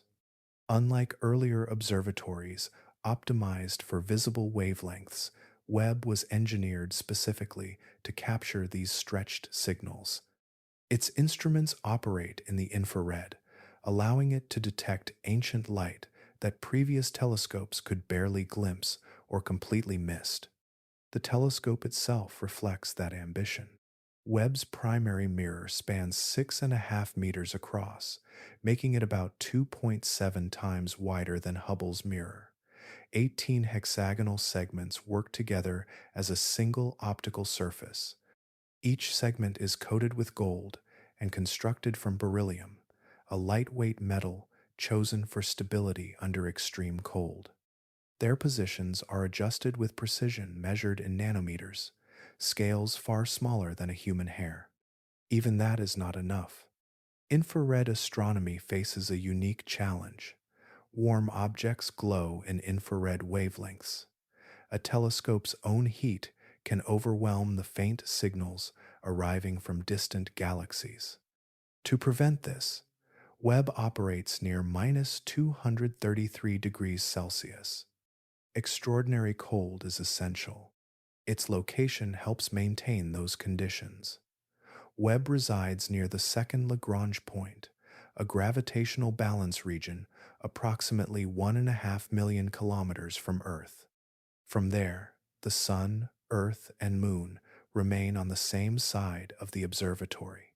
Between them and the telescope stretches Webb's sunshield, 5 layers of Kapton film, each roughly as thin as a human hair, reduce incoming solar heat by a factor of 1 million.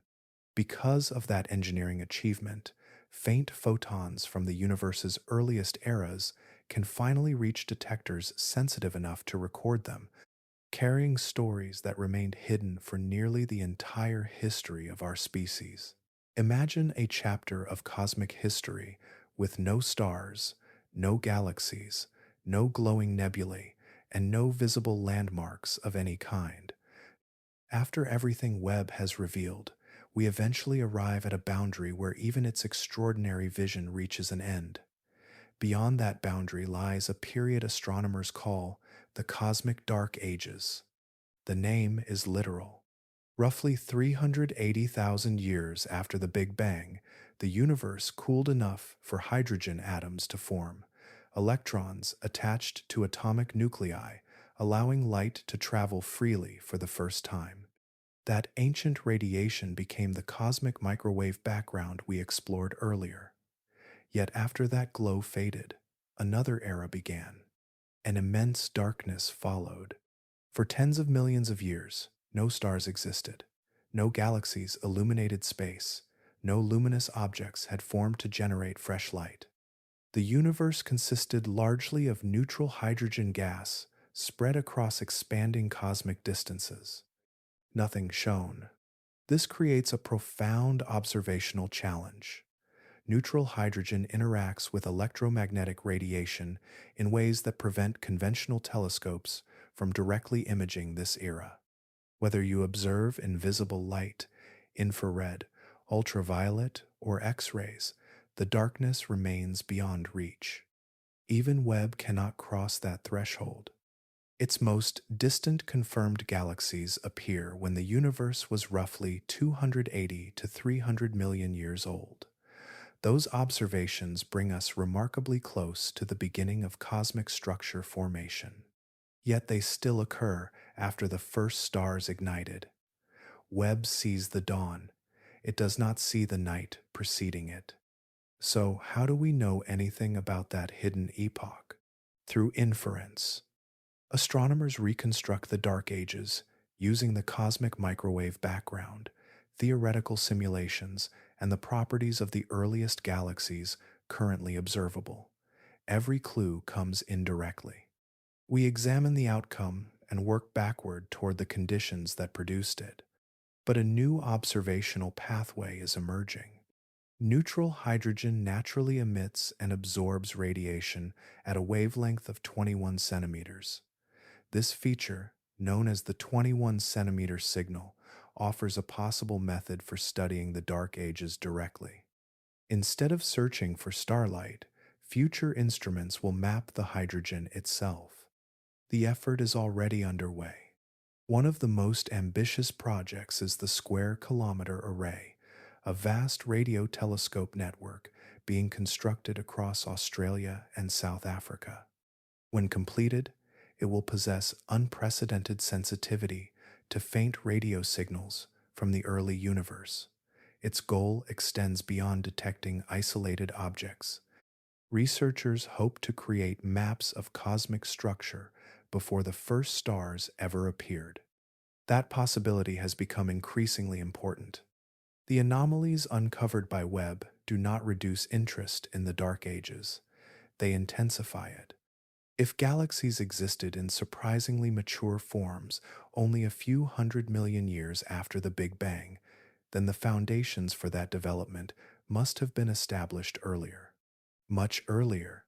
Somewhere within those first 200 million years, conditions emerged that allowed galaxies, stars, black holes, and chemical complexity to appear faster than expected. Yet that interval remains largely hidden from observation. We can trace its consequences across the universe, but the era itself still waits in darkness, holding details that may explain why the earliest structures appeared so different from what cosmologists once imagined. Among the many explanations proposed for Webb's discoveries, few are stranger than the possibility that the first luminous objects were not galaxies and were not even ordinary stars.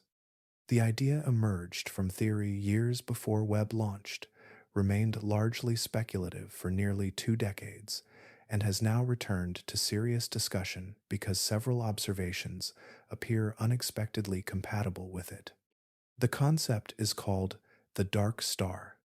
In 2007, physicist Catherine Fries and collaborators proposed a remarkable possibility.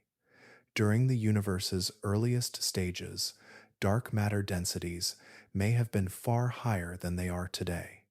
If dark matter consists of weakly interacting massive particles, often called WIMPs, then collisions between those particles could produce annihilation events. Annihilation is the process by which particles destroy one another and release energy. That energy changes everything. Ordinarily, a collapsing cloud of gas becomes hotter and denser until nuclear fusion begins. Fusion powers conventional stars by combining lighter elements into heavier ones, but in the dark star scenario, energy from dark matter annihilation interrupts that sequence before fusion fully takes over. A different object emerges. Instead of becoming a compact, intensely hot star, the growing object expands into an enormous sphere supported by dark matter energy. The resulting structure would be relatively cool on its surface, yet astonishingly luminous. Because radiation pressure would be lower than in conventional stars, the object could continue gathering matter for extended periods. Its growth could become extraordinary. Some models suggest dark stars might reach masses measured not in hundreds or thousands of solar masses, but millions. Such an object would exceed the scale of any known fusion-powered star. It would shine brightly enough to resemble an entire young galaxy, despite being a single object. This is where Webb enters the story. Several early universe sources appear brighter than expected, while remaining unusually compact. Some candidates initially classified as distant galaxies possess properties that invite alternative interpretations. Could a fraction of these objects actually be supermassive dark stars, rather than collections of billions of stars? The possibility remains uncertain, but it offers something increasingly valuable. It connects multiple anomalies through one mechanism. If dark stars existed, they could explain unusual luminosities without requiring impossible rates of galaxy growth. More importantly, they might solve the black hole timing problem that has appeared repeatedly throughout Webb's observations. The connection is straightforward. Once the supply of annihilating dark matter diminished, a supermassive dark star could become unstable and collapse. The resulting black hole would already possess enormous mass from birth. Instead of spending billions of years growing, it would begin cosmic history with a tremendous head start. Several puzzles suddenly become related. Early bright objects, oversized black holes, and unexpectedly mature structures could all emerge from the same process operating during the universe's first few 100 million years. But theoretical elegance is not evidence. Dark stars remain hypothetical, and astronomers continue searching for definitive signatures in Webb's spectroscopic observations. Spectroscopy, the analysis of light separated into its component wavelengths, provides detailed information about an object's composition and physical state. For now, dark stars occupy an intriguing position. They are neither established reality nor discarded speculation.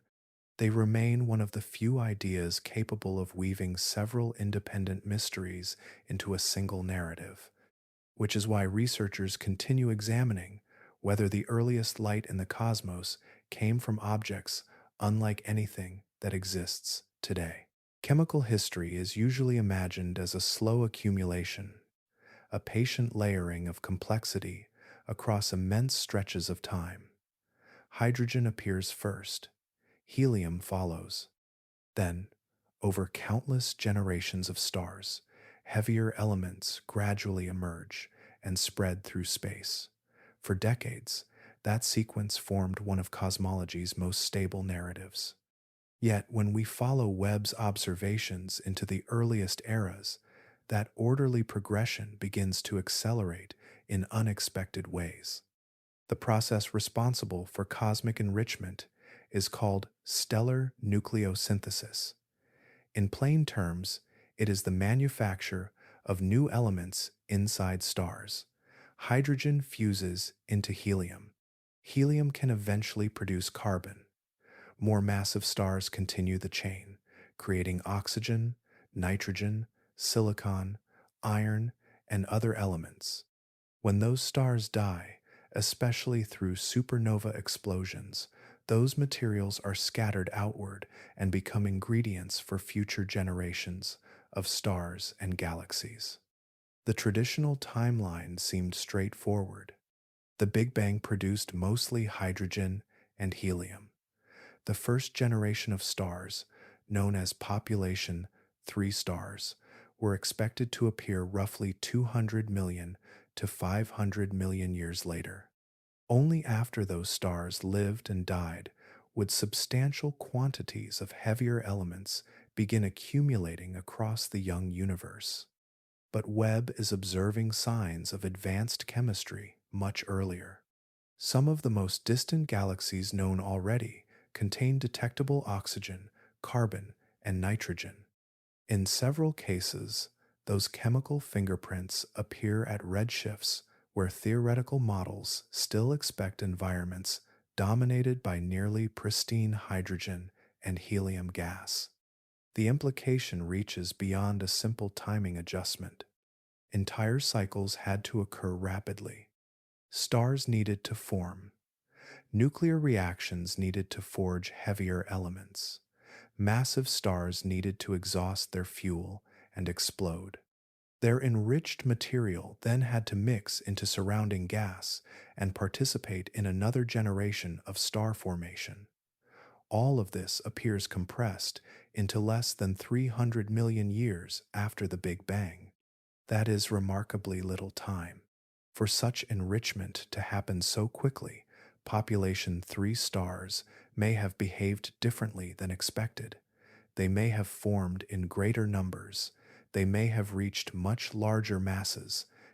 Their lifetimes may have been brief and violent, releasing enormous quantities of heavy elements almost immediately after igniting. One object has become especially intriguing. The galaxy GNZ 11, observed at a redshift of approximately 10.6, revealed an unexpectedly high abundance of nitrogen. Spectroscopic analysis, the technique of separating light into its component wavelengths to determine composition, indicated a nitrogen to oxygen ratio more than 5 times higher than that found in many modern star-forming regions. No explanation fully satisfies the data. One possibility involves extremely massive Wolf-Rayet stars, a rare class of hot, short-lived stars capable of ejecting chemically enriched material at exceptional rates. Yet current models struggle to reproduce the observed abundance patterns. Other researchers have suggested unfamiliar chemical pathways operating under conditions that no longer exist in the modern universe. The deeper Webb looks, the more compressed cosmic history appears. Processes once thought to require vast intervals seem to unfold with startling speed. Oxygen arrives early.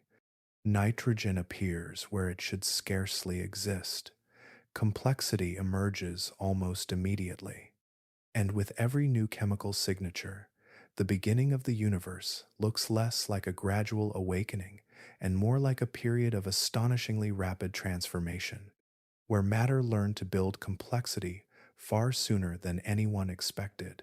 Long before any individual galaxy became remarkable, a deeper question was already waiting beneath the observations. How did structure itself emerge? How did a universe born from nearly uniform conditions organize matter into vast filaments, immense walls, and cavernous voids stretching across unimaginable distances? Part of the answer comes from baryon acoustic oscillations. The term sounds technical, but the idea is surprisingly simple. In the infant universe, pressure waves rippled through hot plasma, much like sound waves moving through air. Those waves left behind a preferred spacing in matter distribution. Even today, cosmologists use that ancient imprint as a measuring ruler, tracing the geometry and expansion history of the cosmos across billions of light years. For many years, the accepted picture suggested a gradual assembly. Small structures formed first, larger systems emerged later. The cosmic web slowly sharpened as gravity pulled matter together across vast spans of time. Yet several of Webb's observations indicate that this organization may have progressed far more rapidly than expected. The system known as the JWST quintet offers one of the clearest examples, observed at a redshift of 6.71, corresponding to roughly 800 million years after the Big Bang. It contains at least 5 interacting galaxies occupying the same developing region of space. We are not simply witnessing isolated galaxies growing independently. We are seeing evidence of an environment already dense enough to encourage repeated encounters, mergers, and exchanges of matter. That distinction matters. A merger of this scale implies surrounding structure. Galaxies do not collide efficiently in a featureless universe. They gather within gravitational intersections, dense nodes where filaments of matter converge. The quintet therefore points toward a cosmic web that was already recognizable remarkably early in cosmic history. But the significance extends beyond gravity. Spectroscopic observations indicate that heavy elements were escaping the galaxies themselves and spreading into the surrounding intergalactic medium, the diffuse material occupying the space between galaxies. Oxygen and other processed elements were no longer confined to stellar systems. They were becoming part of the broader environment. This changes the starting conditions. Gas clouds forming later generations of galaxies would no longer begin as nearly pristine mixtures of hydrogen and helium. They would inherit chemically enriched material created by earlier stellar populations. Carbon, oxygen, and other elements improve cooling efficiency, allowing gas to collapse more readily and form new stars. A reinforcing cycle emerges. Early galaxies create heavy elements. Those elements enrich surrounding regions. Enriched regions produce subsequent galaxies more efficiently. Those galaxies generate still more enrichment. With each turn of the process, development accelerates. Standard simulations include aspects of this feedback, yet Webb suggests the effect may have been operating earlier and more intensely than expected. Look closely at the growing pattern, and a different portrait begins to appear. By 800 million years after the Big Bang, the universe already possessed recognizable architecture. Filaments guided matter. Dense hubs fostered collisions. Chemistry spread between galaxies. Structure influenced structure. Rather than a sparse landscape slowly assembling itself, the young cosmos increasingly resembles an interconnected network already shaping its own evolution, building complexity through relationships that began astonishingly close to the beginning. A useful way to frame the situation is this: the observations themselves are becoming increasingly difficult to dismiss. Spectroscopic confirmation, repeated surveys, independent teams, and multiple observing programs have transformed many of Webb's most surprising findings from intriguing possibilities into established measurements. The debate has shifted. We are no longer asking whether the anomalies exist. We are asking which part of our understanding fails to accommodate them. That question reaches deep. Perhaps the problem lies with dark matter. Perhaps it lies with dark energy. Perhaps it reaches all the way back to inflation, the proposed burst of exponential expansion thought to have occurred during the universe's earliest moments. Each possibility carries consequences that extend across modern cosmology. One alternative involves modified gravity. The most famous example is modified Newtonian dynamics, usually called MOND. In simple terms, MOND proposes that gravity behaves differently when accelerations become extremely small. Under certain conditions, this approach can reproduce galactic motions without requiring dark matter at all. Yet, difficulties remain. While MOND performs surprisingly well in some galaxies, it struggles to explain galaxy clusters and other large-scale observations where dark matter continues to provide a more successful description. Replacing dark matter with modified gravity solves some puzzles while creating others. Another possibility focuses on dark energy. For decades, cosmologists treated dark energy as a constant property of space itself. But what if it changes over time? If the strength of dark energy gradually increases or decreases as the universe evolves, the expansion history of the cosmos would also change.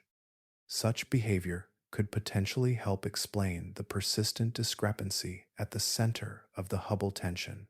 Recent observations have added intrigue. Between 2024 and 2025, the Dark Energy Spectroscopic Instrument, known as DESI, analyzed baryon acoustic oscillations, the ancient matter ripples discussed earlier, across approximately 6 million galaxies. The results did not provide definitive proof, but they offered hints that dark energy may not be perfectly constant after all. The implications are significant. A changing dark energy component would alter calculations extending across billions of years of cosmic history.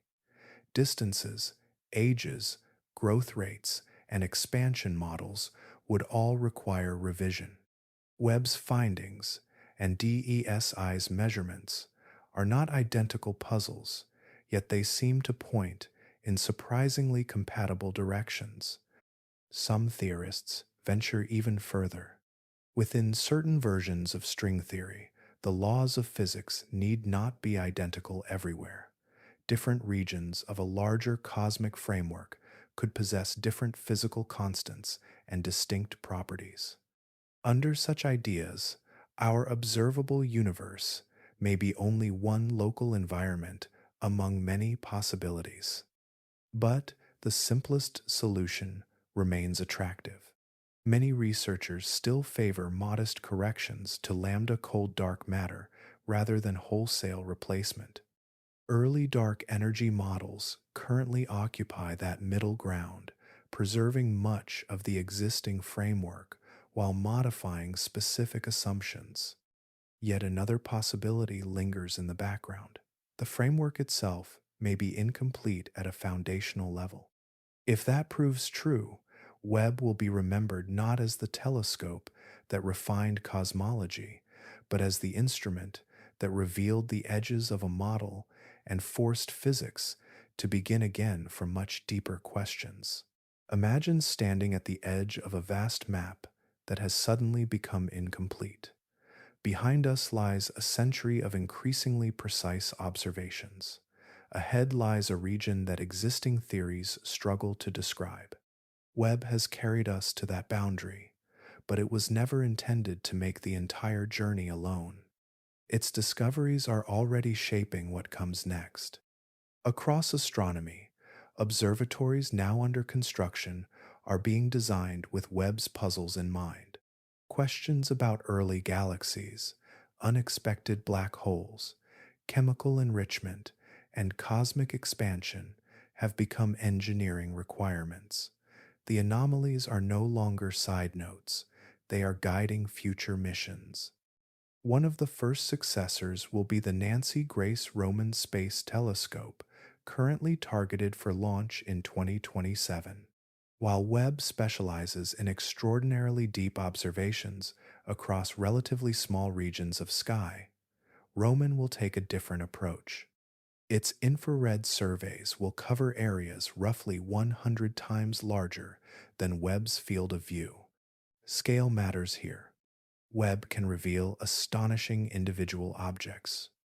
Roman can determine whether those objects are rare exceptions or representative members of a much larger population.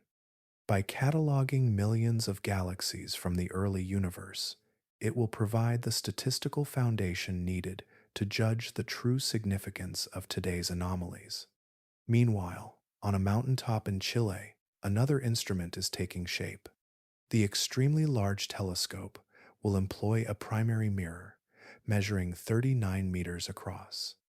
Expected to achieve first light during the late 2020s, it will examine Webb's most intriguing targets with spectroscopic precision beyond what Webb alone can provide.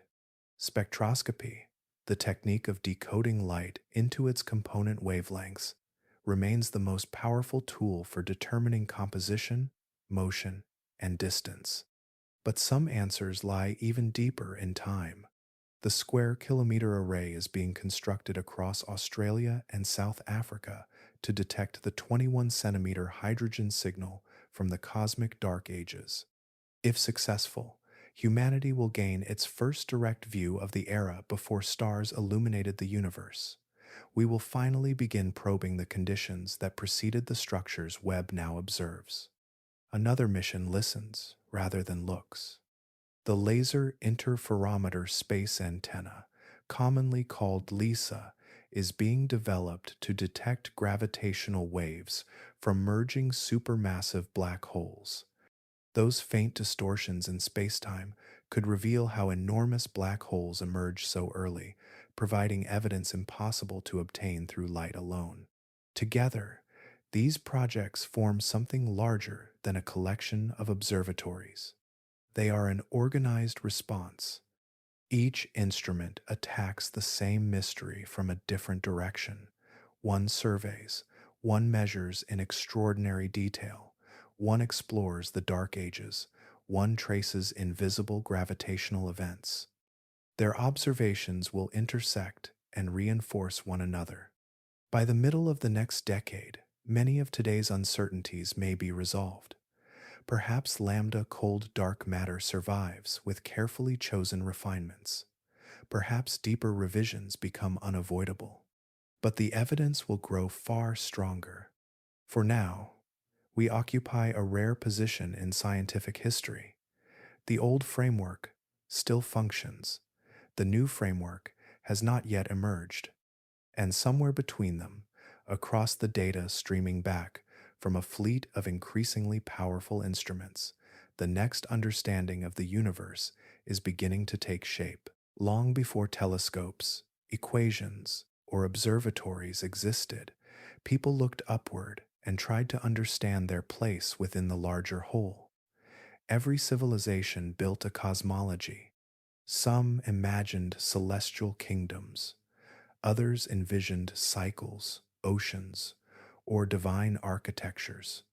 Beneath the differences lay the same desire to explain where everything came from and how the universe became what we see today.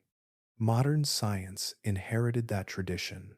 For roughly 25 years, Lambda cold dark matter served as the most successful cosmological framework ever constructed. It was mathematical, predictive, and remarkably precise. Using only a handful of parameters, it explained the large scale structure of the universe, the distribution of galaxies, and the relic glow of the Big Bang. The story appeared coherent. Then Webb arrived. What makes the telescope remarkable is not simply the distance it reaches, it is the era it reveals. We are seeing objects that existed billions of years before Earth formed, before the Sun ignited, and before our galaxy settled into its familiar shape. Some of those objects, galaxies at redshifts approaching 14, blue monsters blazing with intense star formation, and candidates for entirely unfamiliar categories of cosmic structures, appear to belong to a universe behaving differently from the one we expected. Their existence changes perspective. These systems are not remote curiosities. They are part of our ancestry.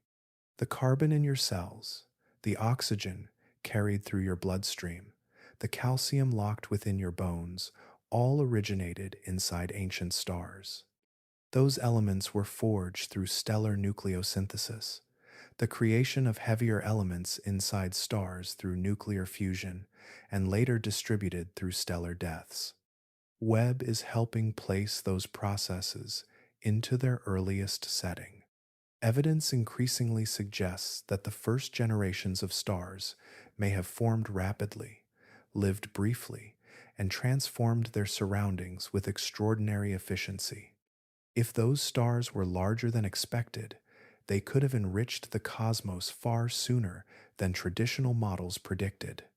Carbon, oxygen, nitrogen, and other ingredients of chemistry may have spread across space while the universe was still remarkably young. That possibility matters. Complex chemistry is the foundation of planets. Planets provide environments where molecules can interact over immense spans of time. From those interactions emerge increasingly intricate structures. Eventually, in at least one corner of the cosmos, living organisms appeared and developed the ability to ask questions about their origins. But the timeline may be different from what we imagined. The conditions that made complexity possible might not have emerged gradually across billions of years. They may have appeared with surprising speed during the universe's opening chapters. The earliest cosmos may have been more productive, more structured, and more chemically active than our models allowed. In that sense, Webb is doing more than exposing gaps in cosmology. It is reshaping our understanding of the environment from which everything familiar ultimately emerged. The deeper we look into those ancient epochs, the less the young universe resembles a sparse beginning waiting to become complex. Instead, it increasingly appears as a place already rich with activity, already generating the ingredients of future worlds, and already laying foundations that would eventually allow us to look back and witness its story. A curious pattern emerges whenever knowledge advances. Each generation believes it has reached a clearer understanding of reality, only to discover a deeper horizon waiting beyond it. After everything we have explored, that horizon now sits before us again. The James Webb Space Telescope can measure astonishing things. It can determine redshift, the stretching of light caused by cosmic expansion. It can estimate luminosity, the total energy an object emits. Through spectroscopy, the technique of separating light into its component wavelengths, it can identify chemical elements inside galaxies that existed near the beginning of cosmic history. It can map structures, trace mergers, and reveal populations of objects once completely hidden from view. Its capabilities are extraordinary. Yet, even at the limits of modern engineering, there are questions beyond its reach. Webb can tell us what exists. It cannot tell us why the laws of nature possess their particular form. It cannot explain why gravity has its specific strength, why matter behaves according to certain rules, or why a universe capable of producing galaxies emerged at all. Those questions belong to a different frontier. Physicists often refer to the fine-tuning problem. This idea arises from the observation that several fundamental constants appear remarkably compatible with complexity. A constant is a numerical property of nature that remains fixed, such as the strength of gravity or the mass of an electron. Alter those values even slightly, and the universe changes dramatically. Consider the cosmological constant, the property associated with cosmic expansion. If its value were somewhat larger, space could have expanded so rapidly that matter never gathered into galaxies. Without galaxies, there would be no stars. Without stars, there would be no heavy elements. Without heavy elements, there would be no planets, oceans, chemistry, or observers asking questions beneath a night sky. Webb does not solve that puzzle, but its discoveries add another layer to it. The emerging picture suggests a cosmos that may have assembled structure faster than expected. Galaxies appeared earlier. Chemical complexity arrived sooner. Massive objects formed with surprising efficiency. If those findings continue to hold, then the universe may have been even more accommodating to complexity than our previous models suggested.